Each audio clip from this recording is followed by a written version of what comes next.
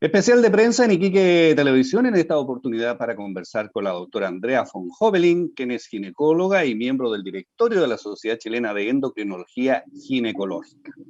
¿Qué tal? ¿Cómo está? Bienvenida a Iquique Televisión. Muy bien, muchas gracias y muchas gracias sobre todo por el espacio para hablar de estas cosas tan relevantes. Sí, hemos asistido a un proceso muy rápido y muy oportuno que ha sido felicitado en el mundo entero por el tema de la vacunación en nuestro país, pero hay ciertos grupos que han quedado excluidos y uno de ellos, y muy importante, ¿cierto?, es el grupo de las embarazadas. Cuéntanos un poco por qué pasó esto.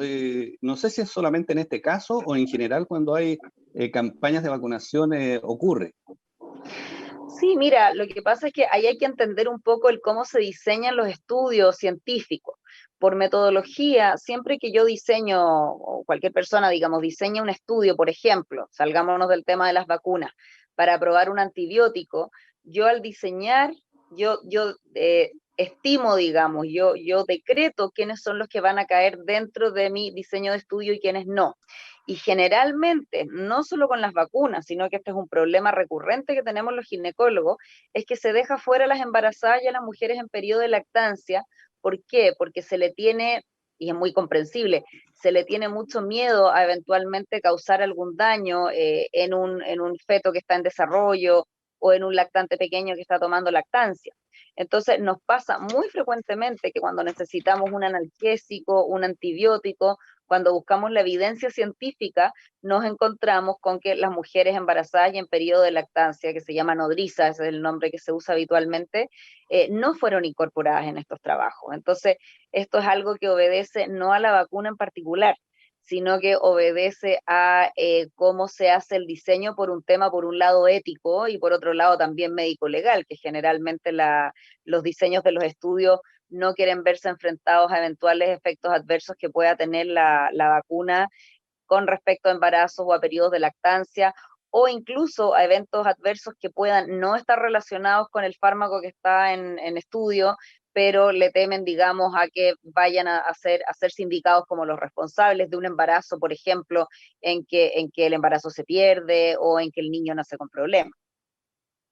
¿Y cómo enfrentan esta situación, doctora? Porque como usted nos comenta, ¿cierto? No es algo que solamente tenga que ver con las vacunas y probablemente a todos nos ha ocurrido en algún minuto, ¿cierto? Con familiares, la propia Así esposa, es. ¿cierto? De repente, oye, pucha, se enfermó tal cosa y no te dieron ningún remedio. Dice, pero ¿cómo?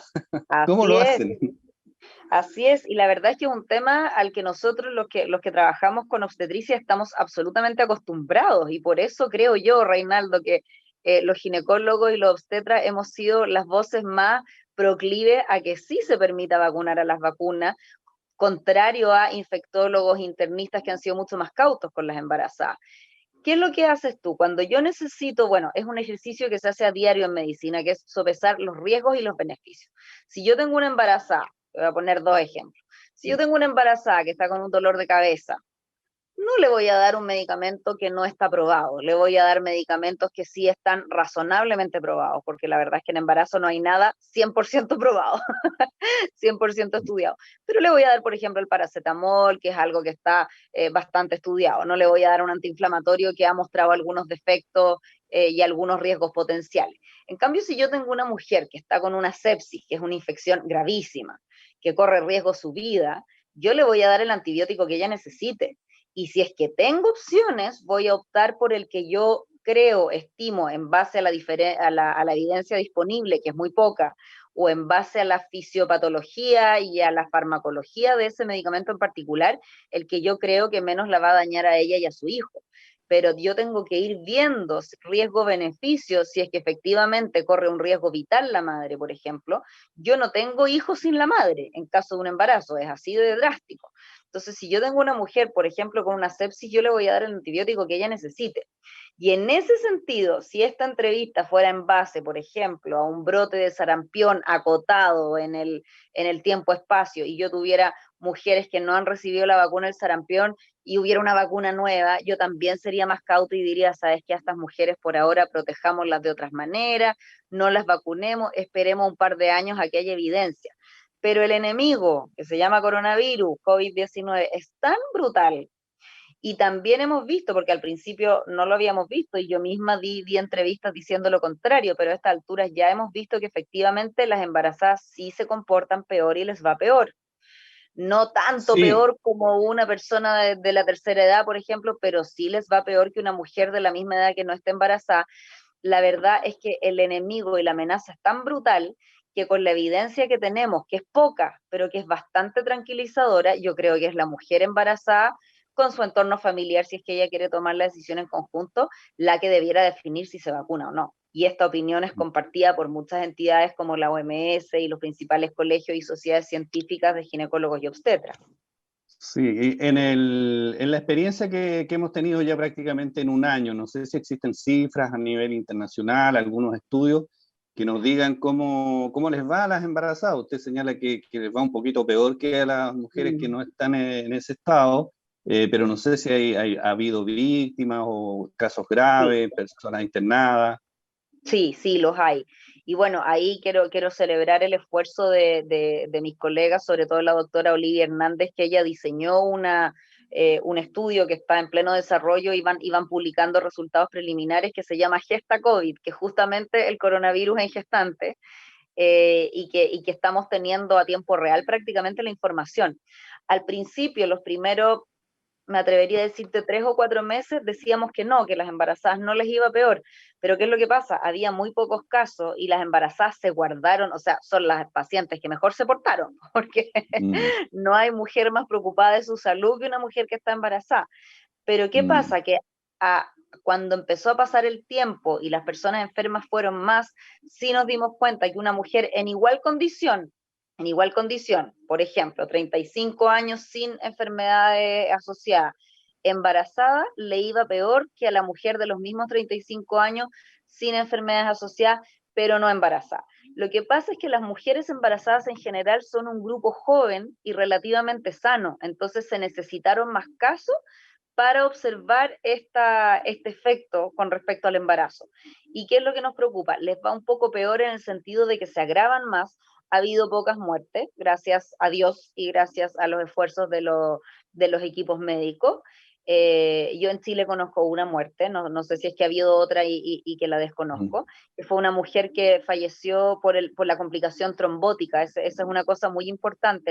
Por un lado, con un embarazo avanzado, la mecánica ventilatoria por el abdomen abultado se ve más complicada.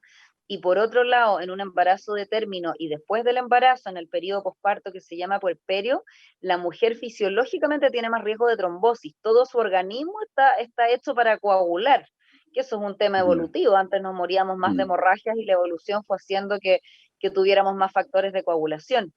La mujer que conozco yo el caso falleció lamentablemente después de su parto, se interrumpió su embarazo, a su hijo le fue bien porque era un embarazo ya prácticamente de término, pero ella falleció de complicaciones trombóticas después del parto. No conozco más muertes en Chile, pero tú Ya. sabes que este es un tema que va cambiando día a día, entonces a veces uno no se entera. Pero efectivamente les va peor y por lo mismo nos preocupa mucho protegerlas. Y lamentablemente vemos que las embarazadas están muy desprotegidas porque, por un lado, no las estamos dejando vacunarse, y en eso quiero ser súper categórica. Acá no hay una Sí. recomendación, no Eso, hay eso un... quería Sí, preguntarte. En este minuto no se pueden vacunar, o sea, está prohibido. en Chile. En Está en Chile Chile. MinSal las dejó fuera. De hecho, cuando uno se va a vacunar, yo me puse mi segunda dosis ayer, así estoy muy contenta. Ujú. Lo que a uno le preguntan dentro de las preguntas estandarizadas es si es que uno está embarazada. Entonces, la verdad es que la única forma que tiene una mujer embarazada de vacunarse en Chile es mintiendo. Y eso ética y legalmente es súper complicado. A veces me preguntan a mí, ¿y cómo yo le voy a recomendar a alguien mentir para además saltarse a la autoridad sanitaria que está por sobre mí? Es Mm. muy raro. Entonces, por un lado, no las estamos dejando vacunarse y por otro lado, si bien la ley del teletrabajo hace que las mujeres que están embarazadas tenga que priorizarse el teletrabajo, eso tiene que ser de común acuerdo con el empleador, porque la ley se redacta que para proteger su salud y no exponerla tienen que priorizarse quedarse en su casa, maravilloso, pero al final dice siempre y cuando se considere que la naturaleza de sus funciones se puede efectuar a distancia y eso en última instancia depende del empleador. Entonces, en la práctica, lo que estamos viendo son mujeres que muchas veces se ven forzadas a asistir a sus trabajos y Irónicamente, las que menos pueden trabajar son las que tienen contacto con personas, porque una mujer que tiene labores, por ejemplo, de secretariado, habitualmente tiene contacto con pocas personas y puede cumplir sus funciones en teletrabajo. Pero una mujer, por ejemplo, profesional de la salud que atiende pacientes, muchas veces le dicen, no te puedo mandar a teletrabajo porque no tengo cómo Mm, reemplazar esto. O una profesora, le claro, dicen, tú no puedes claro. hacer estas clases y Mm, no la estamos dejando vacunarse. Entonces, la verdad es que por protegerlas, porque todo este espíritu de no las vacunemos porque no hay evidencia, es con el espíritu de protegerlas. Pero con el espíritu de protegerlas, las estamos exponiendo y le estamos negando su autonomía, que es su toma de decisión. sí, ¿y qué pasa en el periodo de lactancia? Porque también estuve viendo ahí, ¿cierto?, una información bastante reciente que dice que hay un estudio de Pfizer-BioNTech que parece que recién comenzando con mujeres entre 24 y 34 semanas de gestación. Sí, bueno, ahora hay en curso estudios en embarazadas y estudios en mujeres que están dando lactancia. El punto es que volvemos a lo mismo, no podemos esperar. No podemos, si Ujú, esperamos, por ejemplo, un año o 6 meses, pongámonos optimistas, para ujú, tener esos estudios, hay mujeres que van a morir, es así de drástico. Entonces, la opinión mayoritaria, esta es una opinión que yo comparto, pero que no es solamente la opinión mía, sino que es la opinión de las sociedades científicas nacionales, internacionales, es que se vea caso a caso y que mujeres mm, embarazadas que por la patología que tienen es especialmente riesgoso que adquieran el coronavirus, o mujeres que tienen especial riesgo de adquirir el coronavirus por su situación laboral familiar, se les dé la opción de vacunarse. Y yo también he ujú, tenido amigas y pacientes que me dicen, sabes que yo prefiero no vacunarme, y es muy válido, pero la que mm. tiene que tomar esa decisión, creo yo, basado en el principio de autonomía y habiendo información preliminar, escasa, todo lo que queremos, pero habiendo información, esa decisión yo creo que la tiene que tomar la mujer apoyada por quienes ella estime pertinente, su marido, Sí. su mamá, su médico tratante o ella misma, digamos, buscando información, y por eso nos es tan importante transmitir esa información, porque no todas las mujeres tienen acceso a un médico tratante con el que puedan hablar largamente de estos temas. Sí, y ustedes como sociedad de endocrinología ginecológica han tenido la posibilidad de hacer ver esta posición, digamos, ante el Ministerio de Salud. Nosotros como sociedad de endocrinología ginecológica, la verdad es que como no es nuestro tema principal, no tenemos una manifestación específica. Esta información yo la estoy dando a título personal y más que yo no soy experta en vacunas y lo digo abiertamente, me apasionan las Ujú, vacunas, encuentro que la historia de las vacunas, a los que les gusta la historia y la historia de la medicina, por favor, léanla porque es ujú, apasionante.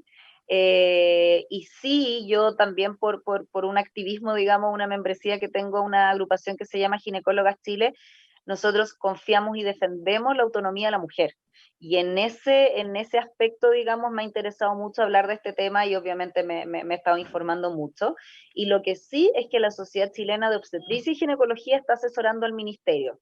Entonces estamos esperando, lamentablemente las cosas nunca son con la velocidad que uno quisiera, pero el Ministerio de Salud está ya siendo asesorado por la entidad más adecuada, que es la Sociedad Chilena de Obstetricia y Ginecología, que tiene además un departamento de perinatología, de salud materno-fetal, que es el más adecuado para asesorar en esto. Y yo espero que se tome en cuenta, porque creo que aquí la voz de los expertos para dar cabida a la voz de la mujer, en este caso, es lo más sí, importante.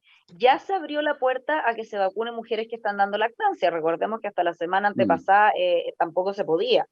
Así que ya se abrió la puerta a las mujeres que están dando lactancia y esperamos que en los próximos días tengamos noticias con respecto a las mujeres gestantes. Y si no, vamos a seguir viralizando, socializando y sí, presionando, ¿no? Son las sí. herramientas que tenemos. Por último, ¿qué le decimos a las mujeres que nos están viendo, que están viendo el programa, digamos, y que tienen dudas, porque normalmente, ciertos consultan con sus matronas, algunas no van al Exacto. ginecólogo y quieren saber quién las puede, digamos, cierto, de alguna manera ayudar, digamos, en esta duda que es tan importante? Exactamente. Bueno, lo primero es reconocer que esto es noticia en desarrollo y comprometernos a que estamos trabajando para ustedes, por ustedes y con ustedes, porque nos han servido ahí también, de repente nos llega el apoyo de algún periodista, nos llega el aporte de alguna abogada, dejarlas absolutamente invitadas a que, bueno, yo tengo mi cuenta de Instagram personal que estoy absolutamente dispuesta a contestar preguntas. que la cuenta es DRA, así como doctora, .Andrea Bon, con B corta, y también participo en este grupo que se llama Ginecólogas Chile, que también tenemos la cuenta, así que la invitación es principalmente a seguir conversando de esto y de muchos otros temas, porque el tema de confiar y de defender la autonomía de la mujer y los derechos sexuales y reproductivos y reconocer como un derecho el acceso universal a la información es un compromiso que tenemos y es el que nos une. Así que la invitación es a seguir conversando y como algo nos ha enseñado la pandemia es que podemos conversar a distancia. Yo estoy en Sí, Santiago, tú estás en el norte, sí. podamos seguir conversando por esos canales. Ok, doctora Andrea von Hovelin, muchas gracias por acompañarnos en esta entrevista. Muchas gracias a ti, dispuesta cuando sea necesario y muchas gracias por el espacio. Especial de prensa en Iquique Televisión, en esta oportunidad con la doctora Andrea von Hovelin, ginecóloga y parte del directorio de la Sociedad Chilena de Endocrinología Ginecológica.